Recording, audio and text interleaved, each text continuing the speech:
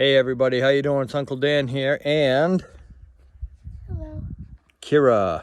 We're just chilling out. We went for a walk today up to this granite quarry type thing here up behind our neighborhood. We've just been climbing on the rocks. Look at the beautiful view. Beautiful sky. Kind of asked earlier on Facebook, I said, what do people do when they're afraid and they feel powerless? And I got a lot of really good answers to that. And I'm glad a lot of folks have those options available to them. This is part of what I do. I try to get out and go for a walk and kind of clear my head and spend time with God. I also did some coloring this morning. I don't know if you call it drawing. It's not really drawing. It's more just like abstract crap. But, anything to kind of, distract from what's going on around me. And kind of an opportunity just to clear my head and kind of put some rational thought into it, right? There's lots of things going on today. Found out this morning my brother's being transported from Portland to Boston. Don't know what that means. But I imagine it's probably not the greatest thing to hear, right? Which means, my sister-in-law is still home alone. Sunday, if you need anything, please reach out. It was a really bad deal happened up in Berlin. I got a friend that needed a hand, and I didn't have it with me to help.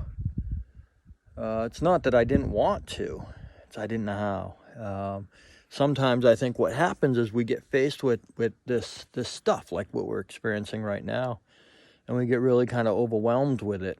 And sometimes that overwhelmed can manifest in many different ways, right? It can manifest in reactivity, which is kind of what I was asking about on Facebook today. It can manifest into, freezing, not knowing what to do, not being able to do anything. And I was kind of kind of tossed up there between not wanting to react and not knowing what to do. So I decided it would be safer for me today to kind of stay close to home because I know that I am reactive.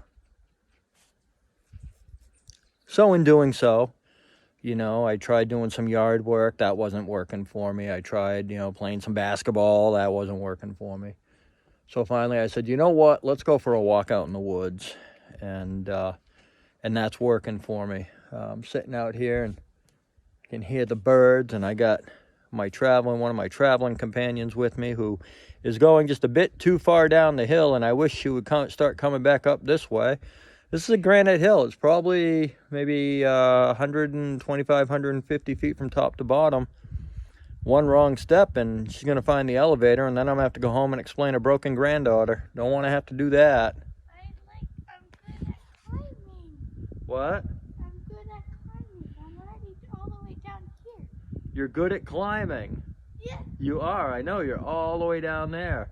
Yeah. Oh, man. That kid's going to kill me. Anyways.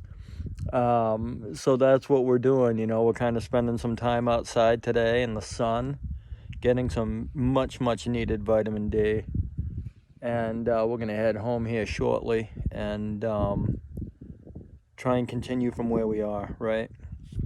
I know I'm not alone. Everybody else is in the same boat.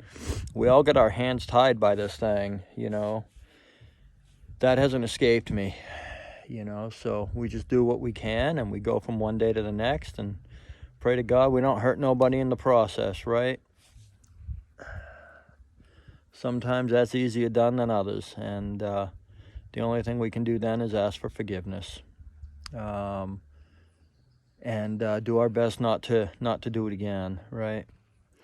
Well, I am going to end the video here so I can go and rescue my granddaughter. I don't know what's going on with her. She's got something in her head that says she can climb to the bottom and then back up again, and likely she can, but now I can't see her. I'm just waiting for the screams. All right, y'all, peace.